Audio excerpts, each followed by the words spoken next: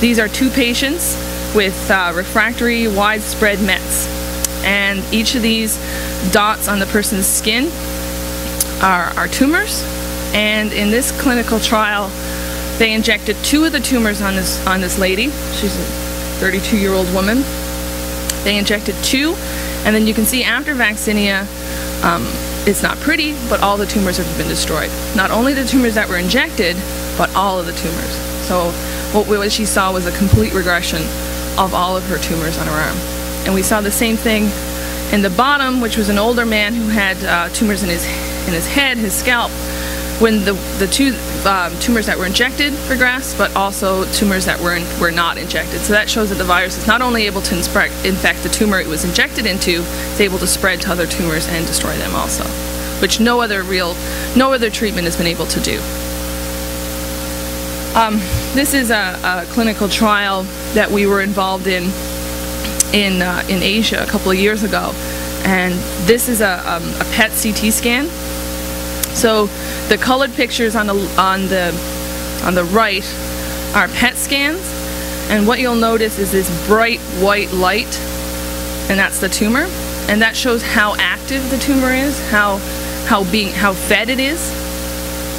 And you can see that the light is very bright. This is a very active tumor, and you can see it's a very large tumor.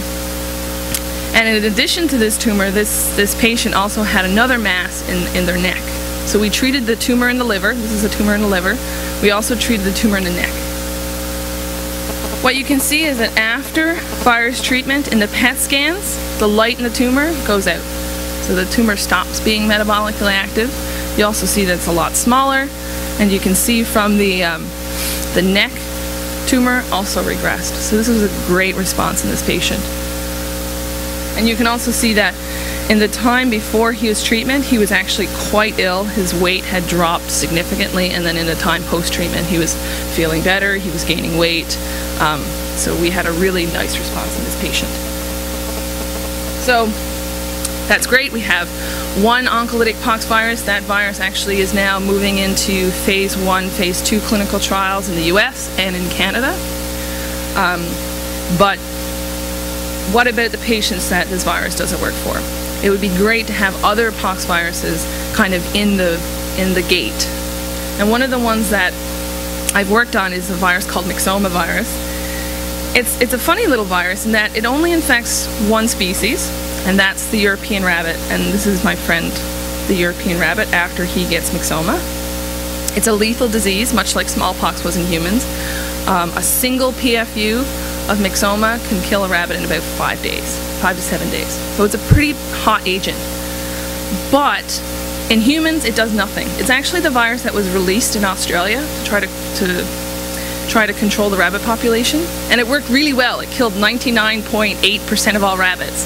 The problem is that 0.02% of rabbits did what rabbits do, and they repopulated Australia, and then they were resistant to the virus. So it actually shows that you can't just use viruses for anything.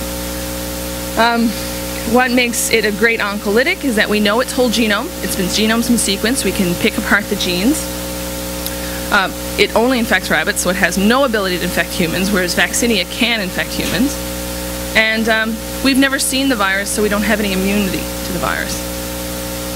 So I did a similar experiment to the one I showed you with lung tumors, except these are a different set of lung tumors.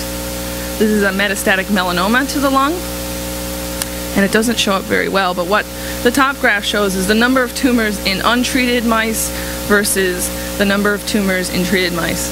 And on the bottom, the dark black tumors are what is being reduced in these animals.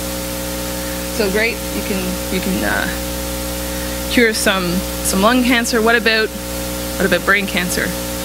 And so we also treated mice with glioblastomas in their brains, and actually we saw a great regression. We saw, if you look at the tumor size, in the large bar, the light gray is dead virus, or a virus that can't replicate, so it can't do anything. It doesn't cure the cancer. But if you use live virus, the tumor size just goes way down. And those we were able to cure about 92% of these mice. So we had a really almost 100% cure. So this was a really great finding.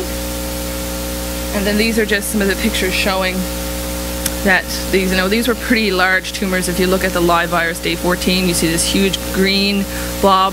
That's the tumor infected with the virus. And then by day 42, we can no longer detect either the virus or the tumor. So once the tumor is destroyed, the virus just goes out. It has nowhere else to grow. It doesn't grow in the normal tissue. So that virus now is a great candidate. We're now moving forward. There's a company that's bought the rights to that virus and is moving it forward into clinic. So I started my work with John and I said, well, we're 2 for 2. We have 2 pox viruses that are really great oncolytics. Is there any other virus out there that might have the same properties? And funny enough, I came across a virus known as raccoon pox. And funny enough, nobody studies raccoon pox, mostly because not many people care about viruses that infect raccoons. Most people don't care much for raccoons, and they only found this virus because they were looking for it. There was a group in the 60s who were trapping raccoons. They were looking for any disease that might be affecting them, and they found this virus. But the animals weren't sick, so it wasn't a typical pox virus. It was a very benign infection. They actually hypothesized that raccoons are not the natural host. It's probably some other animal, but we still don't know. And nobody actually ever studies it. It's an interesting virus in that it evolved in North America. Most other pox viruses all evolved in either Europe or Asia or South America. There's only 3 viruses that have actually evolved in this continent. And it's non-pathogenic. So we thought, okay, we have a non-pathogenic virus, it doesn't make any animals sick, it's related to vaccinia, closely related to vaccinia. Let's study this virus. So we were able to isolate it from a paw of a cat.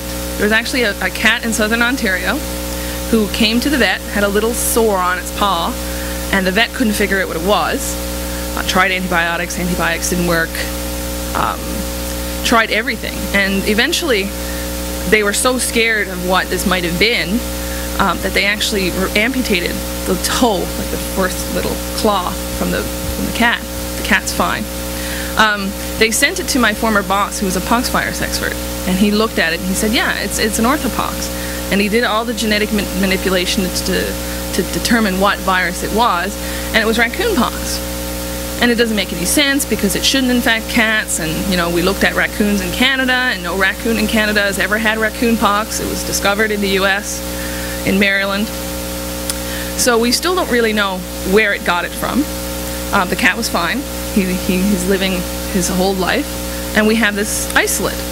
So we took the isolate, we put GFP in it so we can find it, and then my colleague sent it to me and he said, well, why don't you try it in some cancer cells? So this is a very busy graph, and I'm going to give you the broad strokes of what it shows me. Cancer researchers have at their hands what's called the NCI 60-cell panel.